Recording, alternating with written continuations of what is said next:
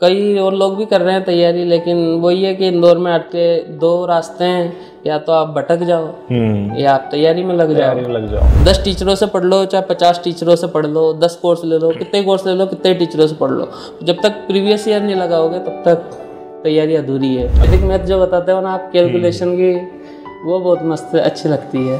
अब वहाँ के किसी बच्चे को अगर तैयारी भी करना होता है तो इंग्लिश को देख के डर जाता है। तो तुमने कैसे पढ़ाई करी, क्या तरीका होता था, थोड़ा बताओ अपनी जर्नी, कैसे पढ़ते थे?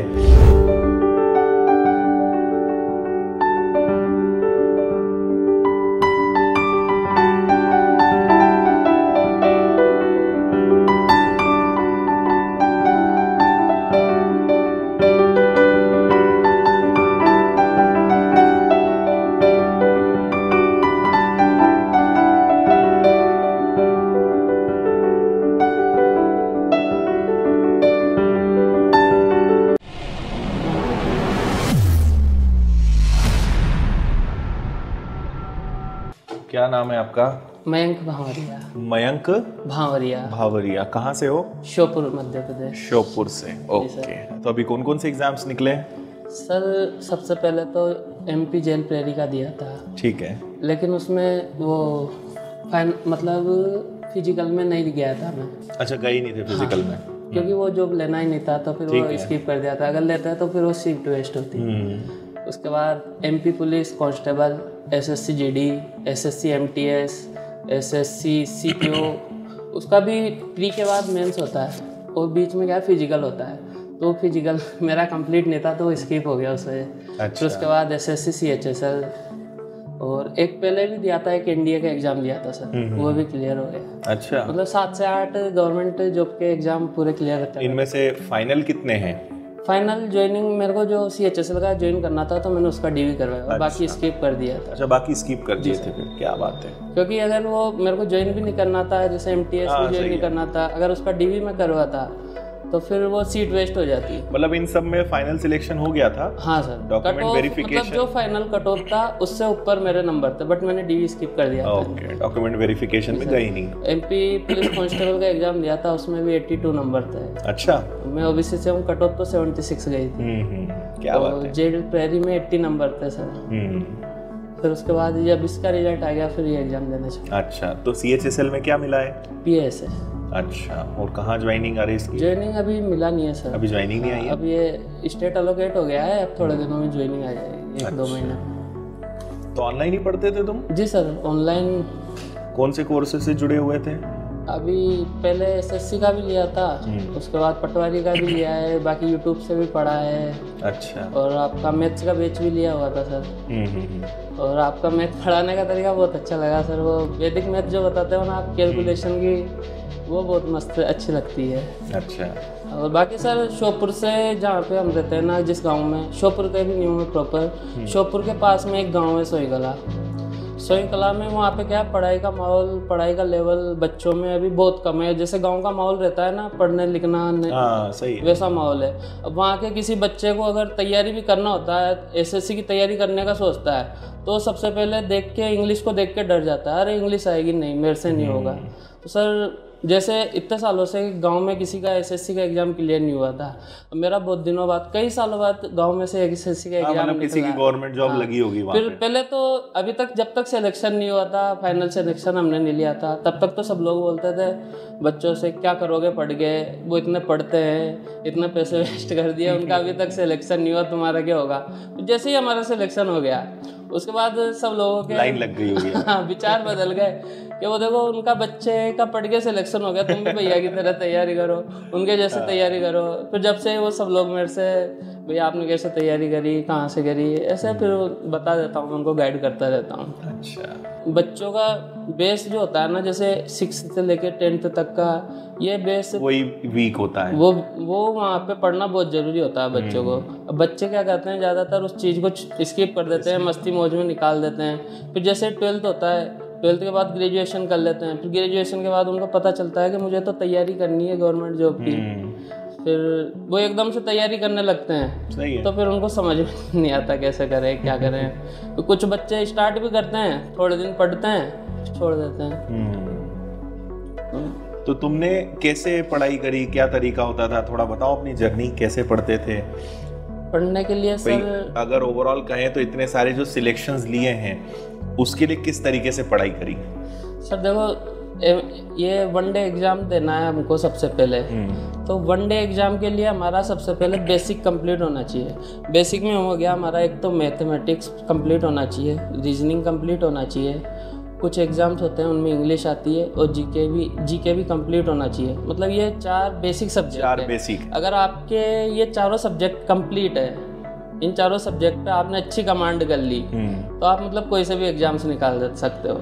मेरा भी यही फॉर्मूला था। सबसे पहले मैं एसएससी की तैयारी के लिए ही प्रिपरेशन चालू की थी। ठीक है। तो उसी से मेरे को पता चल गया कि ये बेसिक सब्जेक्ट है मैथ्स। अगर मैं मैथ्स एसएससी के लिए पढ़ूंगा तो मैं और कोई से सब में काम आ जाएगा। अब बच्चे क्या करते हैं, जैसे किसी को कांस्टेबल की तैयारी करनी है और वो तैयारी तो करते हैं, लेकिन वो सोचते हैं कि कांस्टेबल में तो क्या ही मैथ्स आएगा, ऊपर से पढ़ लेते हैं, ऐसे ही निकाल लेंगे, वो तो निकल जाएगा, ऐसे ही निकाल लेंगे। पर वो जब एग्जाम देते हैं वहाँ जाके पता चलता है कि पेपर का लेवल कैसा है, क्योंकि अब पहले जैसा लेवल नहीं रहा एग्जाम्स का, बहुत चेंज हो गया है सर। ऐसे ये कांस्टेबल अभी पटवारी का भी एग्जाम दिया, उसमें भी मेरे अच्छे, मतलब एसएससी और इनमें कोई अंतर नहीं बचा है ज़्यादा। हाँ, ज़्यादा अंतर नहीं बचा है लेवल में। कैलकुलेशन कहाँ पे करनी है, कहाँ पे ऑप्शन एलिमिनेशन लगाना है, कहाँ पे मल्टीपल चेक करना है, कहाँ पे कैसे, मतलब आधे क्वेश्चन, बहुत सारे क्वेश्चन ऐसे होते हैं जो ऑप्शन से ही हो जाते हैं। वो मैं सब पूरे तरीके याद करता हूँ। जब घर पे मॉक टेस्ट लगाता हूँ, प्रैक्टिस करता हूँ, पूरा याद रखता हूँ मैं कहाँ पे कैसे किस क्वेश्चन को कैसे हैंडल करना है। अब बच्चा शुरू में क्या तैयारी तो कर लेता है, कोचिंग भी कर लेता है, बट वो कमी क्या छोड़ देता है, वो मॉक टेस्ट नहीं लगा पाता सही से। सही है। वो अगर आप मॉक टेस्ट नहीं लगाओगे तो फिर तैयारी किसी काम की नहीं है। जब तक मॉक टेस्ट नहीं लगाओगे, उसका बढ़िया से एनालिसिस नहीं करोगे, हमें अपनी गलतियों का पता ही नहीं चलेगा क्या गलती कर रहे हैं, कहाँ पे नंबर कट रहे हैं। तो मॉक टेस्ट लगाना भी बहुत ज़रूरी है। तो बहुत सारी चीज़ें मैंने मॉक टेस्ट से भी सीखी है। जब शुरू में मॉक टेस्ट लगाना स्टार्ट किया था CGL प्री का, शुरू में मेरे यही 60-70 मेरा सिलेबस कंप्लीट हो गया था, पर वही 70, 80, 90 नंबर, 70 नंबर, ऐसे ही यही एवरेज नंबर रहता था। फिर धीरे धीरे मेरी स्पीड बढ़ने लगी, 100 तक पहुंचा। फिर 2 महीने और जो उसमें गलतियां दिखी मुझे कि ये चीज़ गलत हो रही है, या इस क्वेश्चन में मैं स्पीड की वजह से रुक रहा हूँ, या मैं ये कॉन्सेप्ट भूल रहा हूँ, तो मैं उसको प्रिपेयर करता था। फिर 5-10 टेस्ट लगाता था। अब प्री के पहले मैंने 100 से 150 टेस्ट मॉक टेस्ट लगाए। अच्छा, वो प्रैक्टिस बहुत अच्छे से कर ली ना तुमने, कि जो टेस्ट लगाए प्रॉपर एनालिसिस के साथ। तो वो जो मल्टीपल्स ढूंढना या फिर ऑप्शन एलिमिनेट, तो वो सब चीजें अब हैबिट में आ गई है। तो अब क्वेश्चन घुमा फिरा के भी दे देगा तो बेसिक्स हमारे स्ट्रॉन्ग है, बेसिक से स्ट्रॉन्ग, कि कैसा भी सवाल आएगा वो बनेगा। मेंसुरेशंस के फॉर्मूला, मेंसुरेशंस, ज्योमेट्री, मेंसुरेशंस में क्या होता है, अगर ज़्यादा मतलब 50% क्वेश्चंस तो 11 का मल्टीपल चेक करके हो जाते हैं। उसमें पाई आता है, पाई का 11 का मल्टीपल चेक कर लो। अगर ऑप्शन 2 ऑप्शन या तो 2 ऑप्शन मिल जाएंगे आपको, या 3 हट जाएंगे, एक ही बचेगा, तो उससे बहुत बड़ा सवाल रहेगा, बहुत बड़ी कैलकुलेशन रहेगी, वो 11 का मल्टीपल चेक करके। अगर रेडियस में या उसमें 7 दिया हुआ है तो 7 का मल्टीपल चेक कर सकते हैं, R² आएगा, इस तरीके से सर। और इंग्लिश भी पढ़ के, इंग्लिश तो मतलब आप हमारी बहुत ही, हाँ, इंग्लिश के बारे में बताओ। इंग्लिश तुम्हारी भी काफी कमजोर रही होगी। बहुत ज्यादा कमजोर। कैसे उसको अच्छा किया? तो इंग्लिश की मेरी बहुत लंबी जर्नी रही है सर। इंग्लिश मतलब जब कॉलेज में पढ़ने जाता था, इंग्लिश तो इतनी वीक थी कि टीचर कुछ बोल देता था इंग्लिश में तो वो समझ में ही नहीं आता था क्या बोल रहे हैं टीचर। तो इंग्लिश का पहले वो बढ़िया से पहले कोर्स सिलेबस कंप्लीट किया। उसके बाद एक तो प्रीवियस ईयर की बुक खरीदी, और वो टाइम्स ऑफ इंडिया न्यूज़पेपर लगाया, और वो कैब के लिए एक बुक खरीदी। तो रोज़ मैं सबसे पहले सुबह उठता था, सुबह उठने के बाद अपना काम करके लाइब्रेरी जाता था। लाइब्रेरी में सबसे पहले अपना 1 से 1.5 घंटा वो कैब याद करता था। अब वो कैब याद करने में भी 2 था कि पहले जो याद किया है 15 मिनट उसको रिवीजन करना है, कल जो याद किया है, फिर 15 मिनट वोकेब याद होगी, रिवीजन हो गया, फिर उसके बाद नई वोकेब याद करनी है। कभी 50 याद कर ली, कभी 100 याद कर ली, इडियम फ्रेज कर लिए, कभी एंटोनिम कर लिए। एंटोनिम सिनोनिम में भी मैं केवल सिनोनिम याद करता था, एंटोनिम करने में मैं कंफ्यूज हो जाता था। तो इससे भी हो जाती है अपनी पकड़। अगर आप सिनोनिम भी कर लोगे ना तो भी आपको पता चल जाता है negative word, positive word English में भी। और फिर कॉम्प्रिहेंशन के लिए बहुत सारे पैसेज रोज मॉक टेस्ट देता था मैं। इंग्लिश के सेक्शन टेस्ट होते हैं, पैसेज के टेस्ट, पैसेज। और रीडिंग भी रोज करते थे न्यूज़पेपर वोकेब याद कर ली। फिर वोकेब याद करने के बाद 1-1.5 घंटा हो गया वोकेब याद करते, फिर थोड़ा रेस्ट करता था, पानी वानी चाय पी के, फिर वापस से आधे घंटे 1 घंटे जितना भी मुझे टाइम मिलता था न्यूज़पेपर रीडिंग। फिर न्यूज़पेपर रीडिंग कर ली, उसमें मुझे अगर नई वोकेब मिल गई उसका मतलब मुझे नहीं आता तो मैं उसको टिक कर लेता था। मैंने एक नोट्स बनाए हुए थे, उसमें अपनी पूरी वोकेब लिख लेता हूँ मैं। Very good. वीक में मैं केवल 5 दिन पढ़ाई करता हूँ। अच्छा। हाँ, 5 दिन पढ़ाई करता हूँ, 2 दिन रिवीजन करता हूँ। अच्छा, मैं समझा 2 दिन पढ़ाई नहीं करते।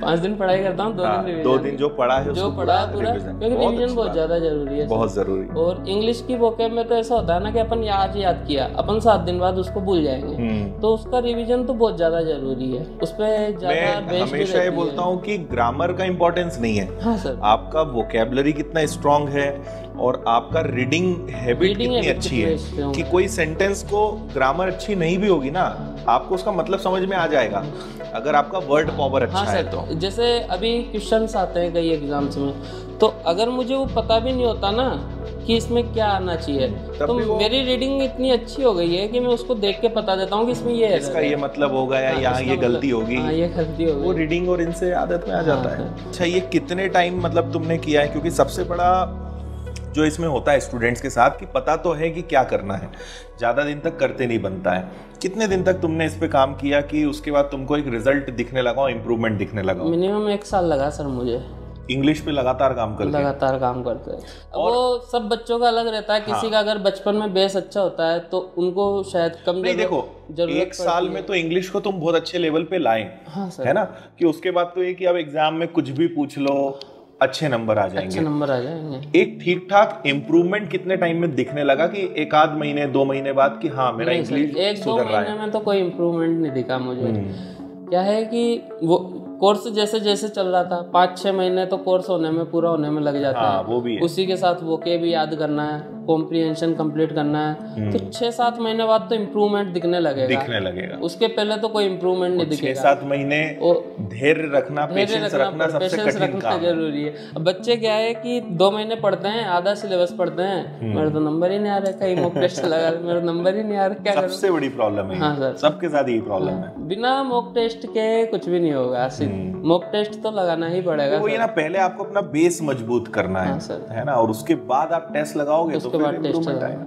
वही है कि ये पूरी जर्नी पेशेंस वाली है, धैर्य वाली है, कि आपको बस लगातार एफर्ट्स लगाते रहना है, और वो हर किसी के बस की बात नहीं है, लेकिन जो करता है फिर वो लाइन लगा देता है सिलेक्शंस की जाती है सर। चलो बहुत अच्छा है यार। CHSL की ज्वाइनिंग अगले महीने आ जाएगी?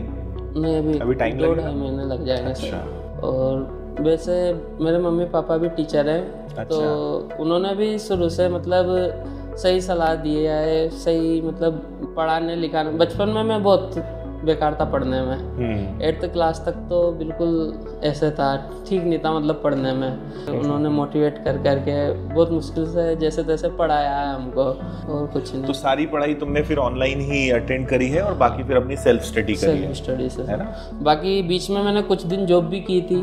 अच्छा। हाँ, अभी तैयारी से पहले मैं कहीं जॉब करता था, तो जहाँ पे मैं जॉब करता था वहाँ का माहौल देख के, कभी कौन सुना रहा है, कभी कौन क्या कह रहा है, इतना वर्कलोड, सुबह 8 बजे जाना, रात को 7 बजे आना, दिन भर वहाँ काम में व्यस्त रहना, समझ में नहीं आया। मेरे अंदर से रोज़ यही आवाज़ आती थी कि मैं इसलिए नहीं बना हूँ। मैं तो इसलिए बिल्कुल नहीं बना है, तो कुछ और करने के लिए बना है। फिर मैं बहुत दिनों से सोच रहा था इंदौर जाऊँगा, सर से मिल के आऊँगा, सर से मिल के आऊँगा।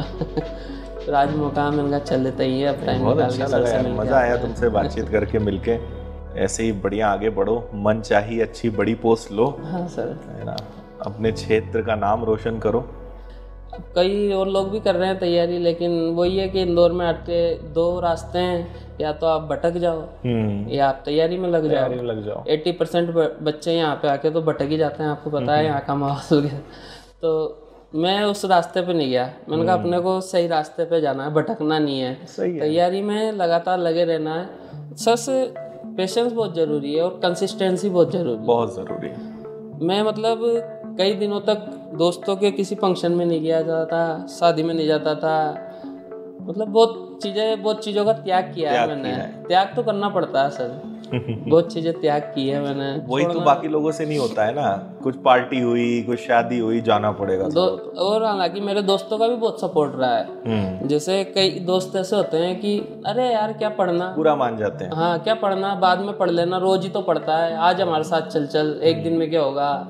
फिर उनका वही यार हफ्ते मूवी देखने चलते हैं, क्या होगा। मेरे दोस्तों का भी सपोर्ट रहा है। वो मतलब उनसे मैं अगर बोल देता हूँ कि मैं पढ़ रहा हूँ तो वो फिर मुझे दोबारा कॉल नहीं करते, चलो ठीक है पढ़ने दो, क्योंकि उनको भी मेरे पे विश्वास है, मेरी फैमिली वालों को भी मेरे पे विश्वास है, सबको मेरे पे विश्वास था कि ये कर लेगा ये। तो वो भी मेरे को फिर ज़्यादा डिस्टर्ब नहीं करते थे, चलो ठीक है पढ़ रहा है तो पढ़ लो, हम हमारा देख लेंगे। और सबसे पहले मतलब कौन सा वीडियो देखा था, यूट्यूब पे देखा या कहाँ सबसे पहले देखा विनर्स को? पहले यूट्यूब से पता चल गया। यूट्यूब पे हाँ। फिर वो आपकी वीडियोस देखी, वो गया तो बहुत अच्छी है। फिर ऐसे देखते देखते स्क्रॉल करते करते आती जाती थी। फिर शुरू में पहले यूट्यूब से देखा थोड़ा, फिर यूट्यूब से देखते देखते बेच के बारे में पता चला। उनका चलो जुड़ते हैं सर से, देखते हैं एक बार लेके।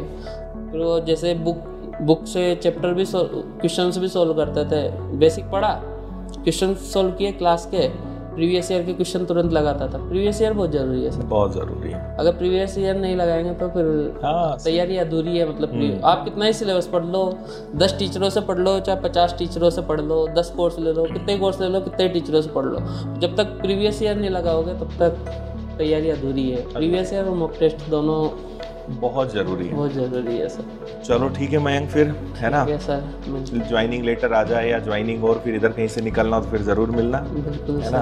और जल्दी CGL का सिलेक्शन लेके आओ फिर, बिल्कुल है ना, और मुलाकात होती है अपनी फिर, ठीक है सर। ठीक है, बहुत अच्छा लगा आपसे मिलकर। अरे सेम हियर, खुश रहो।